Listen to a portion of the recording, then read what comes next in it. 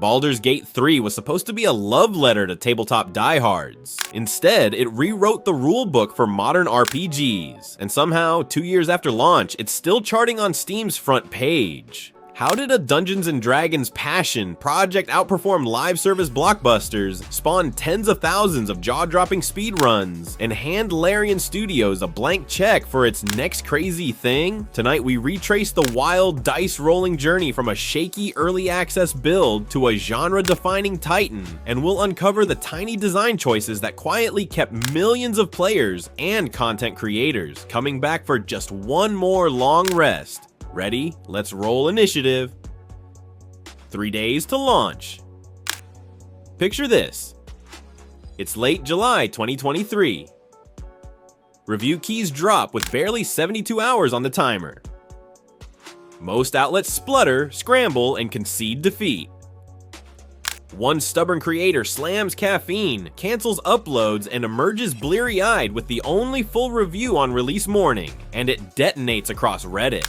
That whirlwind set the tone. Baldur's Gate 3 wasn't simply released, it was earned, conquered, and showcased by the community itself.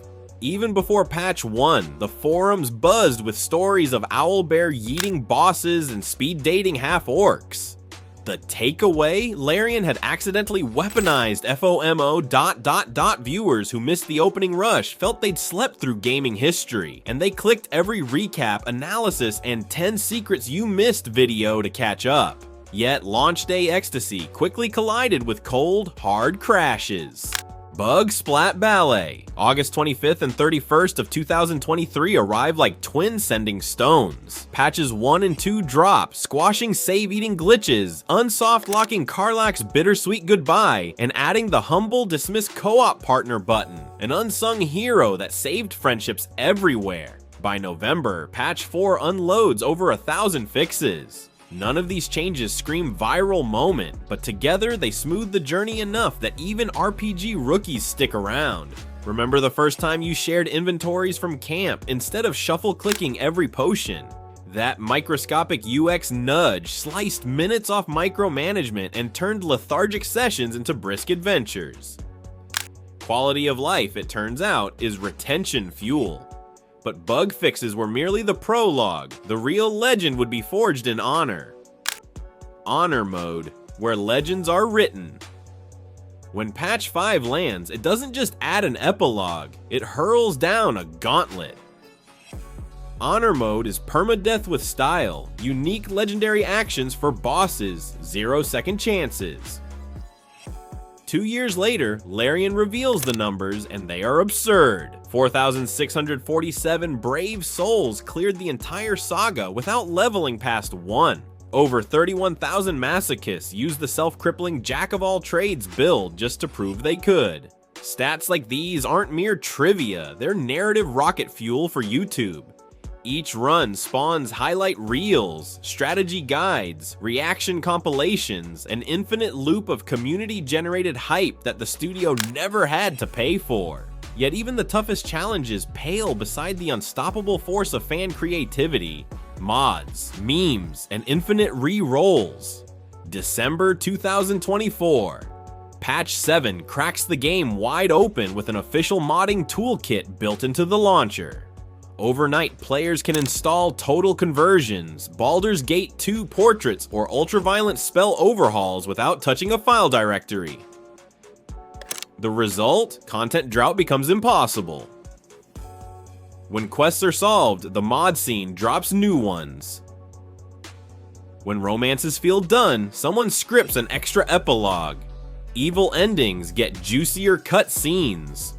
Bosses gain extra legendary actions, and creators gain endless B-roll for deep dive essays. By empowering modders instead of policing them, Larian effectively outsources post-launch content to the very fans who obsess over the game, which is, frankly, genius. Of course, even genius needs a curtain call, and patch 8 was the mic drop, the final patch that wasn't really final. April 15th of 2025. Patch 8 arrives bearing crossplay, a glossy photo mode, and a fresh subclass for every single class. Tactician Bards, Wild Magic Barbarians, the long-awaited Hexblade Warlock. Social feeds flood with heroic group selfies. Consoles and PC finally quest together. Theory crafting spreads like wildfire. Larian dubs it the last major update, but players treat it as a brand new season. Suddenly, every weapon build needs retesting, every ranking list needs rewriting, every YouTuber needs another video. The secret sauce?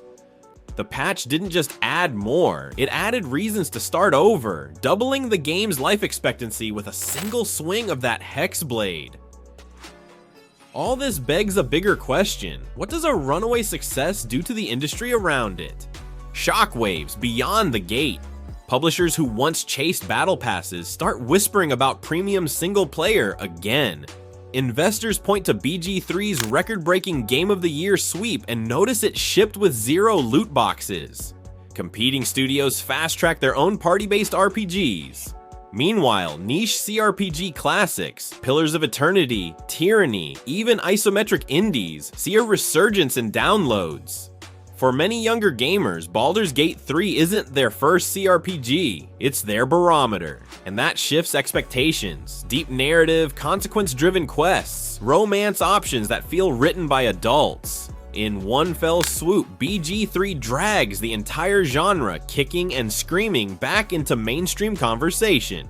Which leads us neatly to the elephant in the room. What on earth is Larian cooking next? Larian's blank check. On the second anniversary, CEO Swen Vinci tweets a bittersweet thank you thread and drops a tantalizing tease. The team is heads down on our next crazy thing, please be patient. No logo, no title, just a promise that BG3's success bought them the luxury of time. Speculation ignites. Divinity 3? A brand new IP? A sci-fi rule set powered by D and D1? Vinci simply smiles behind that signature red hoodie and says nothing. Yet the silence itself keeps forums spinning theories, which keep viewers refreshing channels, which keeps the BG3 hype engine thrumming long after the final patch. And that, dear adventurer, brings us full circle. The roll credits that never end. 2 years ago, you might have thought Baldur's Gate 3 would spark a brief, glorious blaze and then fade like so many goaty darlings. Instead, it evolved, expanded, and, thanks to modders, regenerated. It turned bug fixes into goodwill, difficulty spikes into headlines, and fan art into lifelong memories. Whether you're one of the level 1 Honour legends, a latecomer enthralled by custom difficulty sliders, or simply someone who binged playthroughs on your lunch break, you're part of a story still being written. So tell me, when Larian finally lifts the veil on that next crazy thing, will you be ready to roll the dice again? Drop your wildest predictions below, hit that subscribe button so you don't miss the reveal, and as always, may you wander in wisdom.